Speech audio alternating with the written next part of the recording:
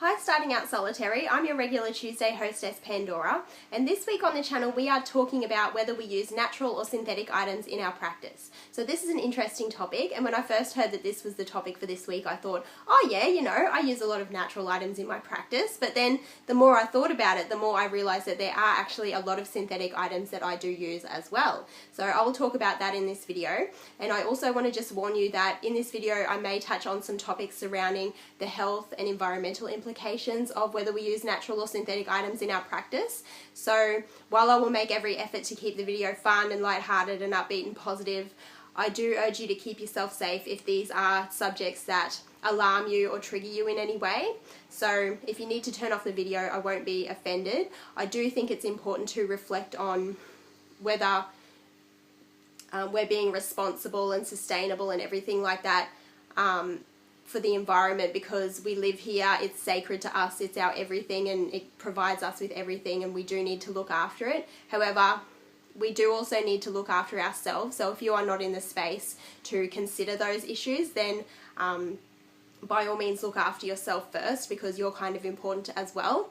So with that out of the way, I'll get on to talking about what items I use. So the vast majority of what I use in my practice are things like herbs and essential oils and stones and crystals, and I do use a lot of candles as well, and some of my candles are synthetic and some are natural. So like obviously herbs and spices and resins and everything like that I use in my incense blends and in a lot of other ways in my practice, like in mojo bags and stuff like that, are natural. And a lot of stones are natural as well. There is actually a really good Tumblr post, which I'll link to below if I can find it, which goes into which crystals are natural and which stones are sold in shops as crystals, which are actually man-made. So that's actually a really good post, and I'll link it below if I can find it.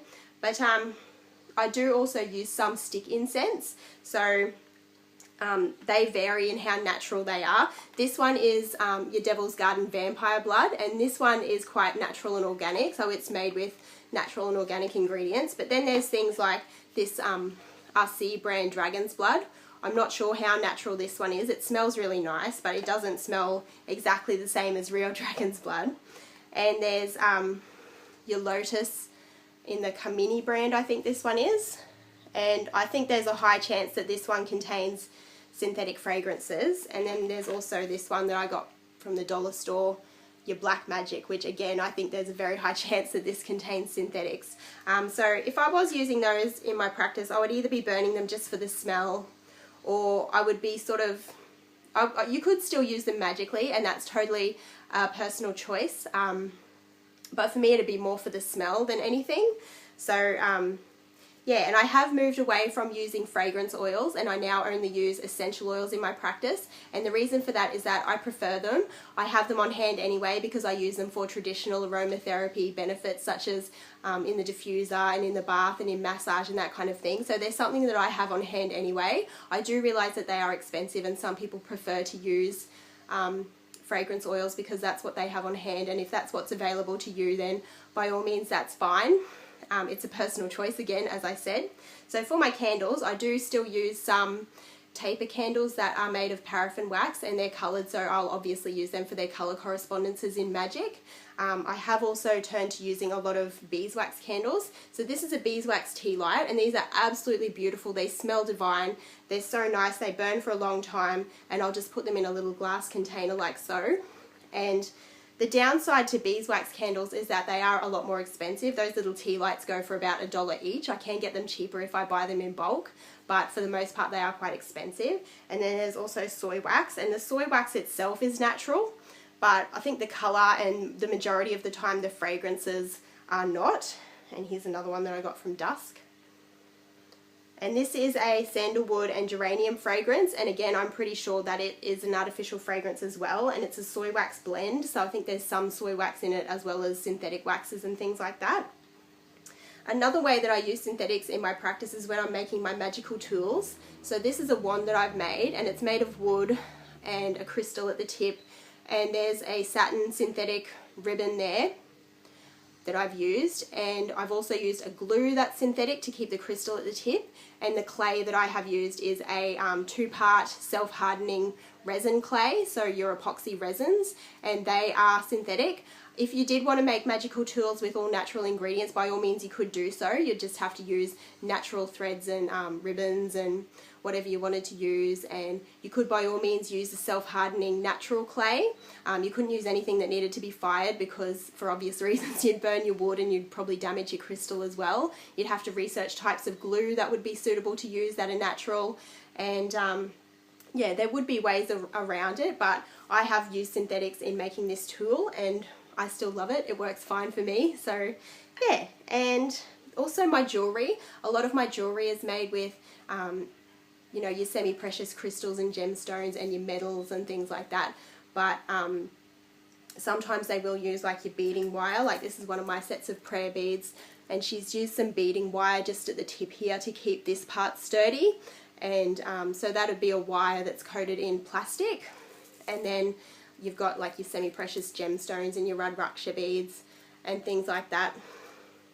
And then this one's made with a cotton tassel. However, this one that I'm wearing is actually threaded on nylon, and it's made with a nylon tassel. So this one was a bit cheaper, but it's also one of my favorites as well. I really love this one.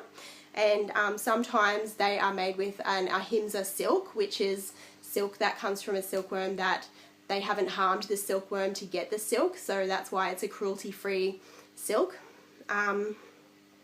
Another thing that I wanted to mention is that apparently some items that are quite common to use in our practice, like your dragon's blood and your sage and things like that, are becoming endangered. So that's something to consider with using your natural products. And also some people find that artificial fragrances and stuff can cause allergies and headaches and things like that. So if that's a concern for you, then you absolutely should switch to more natural products. I've read some things about artificial fragrances being endocrine disruptors and things like that mess with the hormones in your body. I would personally have to do more research into that before I came to a conclusion and decided to whether to eliminate them altogether, because I just feel that sometimes there's a bit of scaremongering that goes on, and a lot of times it's for the sake of making money. They just want to sell something as an alternative to this thing that they're putting down and saying is really bad for your health. So yeah, just for me personally, I would have to do more research into that. Another thing I wanted to talk about is that I use a lot of cards in my practice. So I am somebody who has an interest in tarot and oracle cards, and I do utilize card work in my spiritual practice. And a lot of your tarot and oracle cards do come with a synthetic coating. So they're made of cardboard obviously, which is natural, but then they've got this shiny synthetic coating. And this is the Mary L Tarot, which is released by Schiffer Publishing. A lot of my other decks, such as my Blue Angel decks and things like that, are similar. They still have this synthetic coating. So that's something to think about if you are using synthetics in your practice, that most cards do have synthetics in them. And then I also wanted to talk about clothing. So I got to talking about this the other day on Facebook, on Alvine's new Facebook page, and she was just sort of talking about the witchy aesthetic and how witches dress and things like that. And I sort of said, oh, I'm really just more of a jeans and a t-shirt kind of witch. Like that's what I've got on at the moment actually. But I do sometimes wear special items in my practice. So when I'm doing spells and rituals, and the majority of them are synthetic. And synthetic clothing has actually become a bit of an environmental problem because of the microfibers being released into the ocean. And I've read some articles about which are really putting down women that wear yoga pants and things like that. It's not just women that wear yoga pants, it's all synthetic clothing. And it's one of those things where they're trying to put pressure on the manufacturers of clothing, and then they're trying to put pressure on consumers to switch to more natural fibers in their clothing.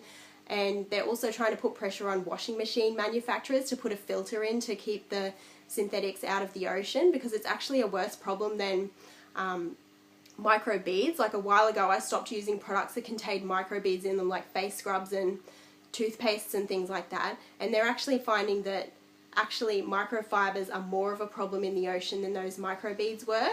And I do actually have a pair of yoga pants that are synthetic that I really love to wear, and I've looked at switching to like bamboo and cotton yoga pants and things like that, they're a lot more expensive, and these ones are really pretty. They've got a cosmic print on them, and then they've got a flower at the light of life at the bottom, and I really love wearing these. I'll quite often get around wearing them either to the gym or even just at home when I'm, you know, doing whatever, just, you know, not just spells and rituals, but just getting around the place and doing stuff. So I really love to wear them, and I feel really good wearing them. I've also got this velvet cape, which is a hooded cape, and it's obviously synthetic as well. It's a synthetic velvet, and so I'll wear that mostly in winter. However, I have worn it in summer before, and it was quite a memorable ritual, the one that I wore that one during, even though it was really hot. And I've also got this kind of crushed or pané. I don't really know the difference between crushed velvet and pané velvet, but I just like to wear them. And it's just a little kind of dress. It's a bit shapeless, so I like to usually put a belt on when I wear it. And again, I'll wear it in winter, and I feel quite witchy and quite magical when I wear that.